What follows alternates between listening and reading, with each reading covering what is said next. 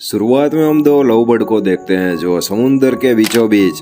अपनी एक मासू का सैर करने के लिए निकले थे। लेकिन उन दोनों का सैर ये आखिरी सैर होने वाली थी दोस्तों, ये उन दोनों को पता नहीं था, क्योंकि थोड़ी ही देर में एक बड़ी सी शार्क आती है और हमारा प्यारे से रोमियो का सर गिरा के मतलब कि काट के अपने साथ ले जाती है। लेकिन यहाँ पर भी शार्क की भूख खत्म नहीं हुई थी, क्योंकि वो दोबारा हमला करती है और उसकी मासूका को भी ले जाती है अपने साथ। अभी दूसरी ओर हम कुछ फ्रेंड्स को देखते हैं जो पहले वाले दो कपल की तरह कोई रोमांचित सफर चाहते थे और उन लोगों ने एक योट को हायर कर लिया था और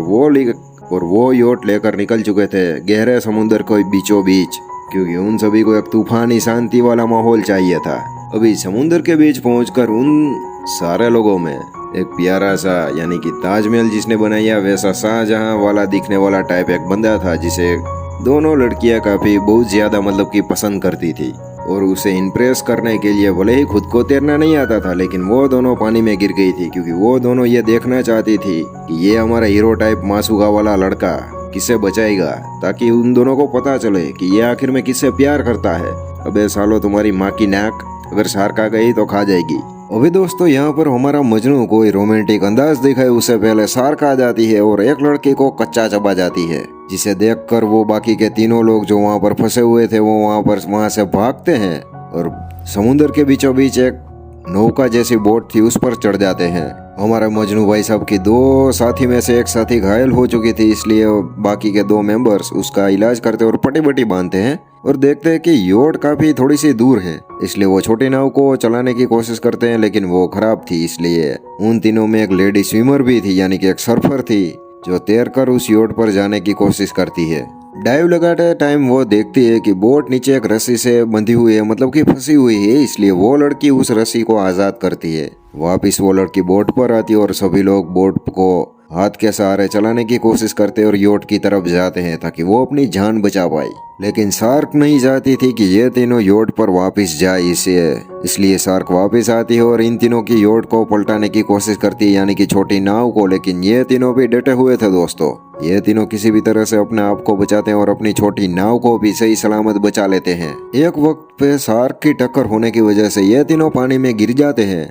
लेकिन मौका देखकर वो हमारा मजनू भाई साहब योट तक पहुंच जाता है। लेकिन अहम वक्त पर जब वो योट के अंदर जा रहा होता है तभी उसका पैर फिसलता है और शार्क उसी वक्त उसे कच्चा चबा जाती है। और ये देखकर बाकी की दो लड़कियों के भी खड़ी खड़ी पैंट गीली हो चुकी थी पानी में, मतलब कि गीली पे गीली हो चुकी थी। वक्त पे वक्त बीतता जा रहा था दोस्तों और ये दोनों लड़कियां मतलब कि दोनों बहनें ही थी और ये दोनों इतना बुरी तरह से डर चुकी थी कि वो कोई सही डिसीजन नहीं ले पा रही थी कि हम किनारे पर जाए या योट पे जाए या फिर कहाँ पर जाए। सिचुएशन इतनी बद से बदतर हो चुकी थी, लेकिन फिर भी दोनों बहनों में से एक अच्छी स्विमर थी, उसने हार नहीं मानी थी और शाम को जब शार्क उस पर हमला करने आती है तभी वो उस पर एक नुकीले हथियार से वार करती है और शार्क को घायल कर देती है। बोट भी थोड़ी सी पानी लीक हो चुकी थी, इसलिए उसमें पानी भर रहा था, इसलिए दोनों बहनें थोड़ी ही दूर एक बेड़ा था जिस पर जाने की कोशिश करती है और अच्छी स्विमर थी जिसका नाम लीम था, वो तो उस बेड़े पर पहुंच जाती है, लेकिन उसकी बहन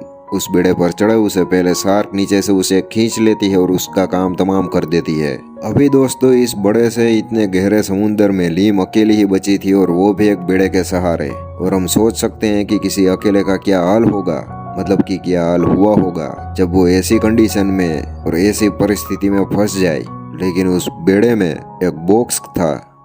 था जिसके अंदर पानी की बोतल थी और उसे पीकर लीम अपनी प्यास बुझाती है, क्योंकि खाने पीने का कोई इंतजाम वहीं पर नहीं था। उस बेड़े के बॉक्स में से लीम को एक छोटी सी गन भी मिली थी जिसे उसने अपने संभाल कर अपने पास रख लिया था। लीम कुछ सोचे समझे उसे सामने की ओर एक जहाज दिखाई देता है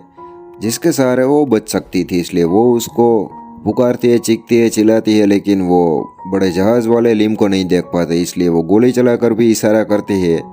और एक उम्मीद कायम करती है कि अगर वो मुझे देख ले तो मैं बच जाऊं शायद। लेकिन नीचे की ओर शार्क भी ऐसी तैनात थी और वो लीम का मांस खाना चाहती थी। कड़ी मशक्कत और कोशिश करने के बावजूद भी वो बड़े जहाज वाले लीम को नहीं देखते और वो जहाज वहां से चला जाता है। लेकिन दोस्तों अभी भी लीम ने हार नहीं मानी थी और वो बंदूक की एक गोली के सहारे जिंदा थी उस शार्क का शिकार करने के लिए, क्योंकि उसने अब ठान लिया था कि या तो मैं बचूंगी या तो शार्क बचेगी। शार्क भी ऐसी आलतू फालतू शार्क नहीं थी दोस्तों, वो भी काफी ताकतवर शार्क थी। वो बेड़े को खाती और और एक वार ऐसा वार करती है जिसकी वजह से लीम को वो खा पाए, यानी कि उसे मार सके। लेकिन लीम के साथ खुद भगवान था, इसलिए वो हर बार लीम उस घातक शार्क से बच जाती थी। चंद पलों के बाद लीम का बेड़ा जो था वो टूट चुका था, लेकिन लीम ने भी शार्क पर इतने वार किए थे कि शार्क भी साली डर चुकी थी। शार्क भी सोच रही होगी कि इस साली को कुछ देर के लिए मुझे अकेले छोड़ देना चाहिए, वरना मैं इस पर हमला करती रहूंगी तो ये साली मुझे ही मार डालेगी।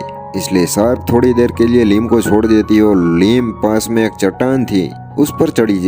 पर चली जाती है। लीम के पास एक डीजल पेट्रोल का कैन भी था और उस कैन में उसने कुछ जुगाड़ किया था और वो शार्क को अपनी ओर आकर्षित, मतलब कि उसे अपनी ओर बुलाना चाहती थी। इसलिए वो अपने आप को एक छोटा सा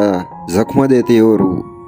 उस ब्लड के सहारे शार्क को अपनी ओर आकर्षित करती है। जैसे ही शार्क आती है, मौका पाकर लीम शार्क के मुंह में वो डीजल वाला कैन डाल देती है और उस पर बंदूक चलाकर ब्लास्ट कर देती है, जिसके साथ हमारे शार्क भी मिया इतना ही होता है, क्योंकि शार्क का दोस्तों यहाँ पर कचुम्बर निकल चुका था। बाद में लीम देखती है कि उसकी योड वो जिसमें आई थी वो भी सामने की ओर ही थी, इसलिए वो तैरकर वहां पर जा रही थी। लेकिन जिस शार्क को हमने देखा, मतलब कि जिस शार्क को लीम ने मारा, वो तो एक बच्ची थी, उसकी माँ तो अभी पीछे थी और वो क्या गुल खिलाने वाली थी वो हमें नहीं पता, क्योंकि मूवी के इस पार्ट की यहाँ पर एंडिंग हो जाती है। जब अगला पार्ट देखेंगे तब देखेंगे कि अगले पार्ट में क्या क्या गुल खिलाए उस शार्क की माँ ने।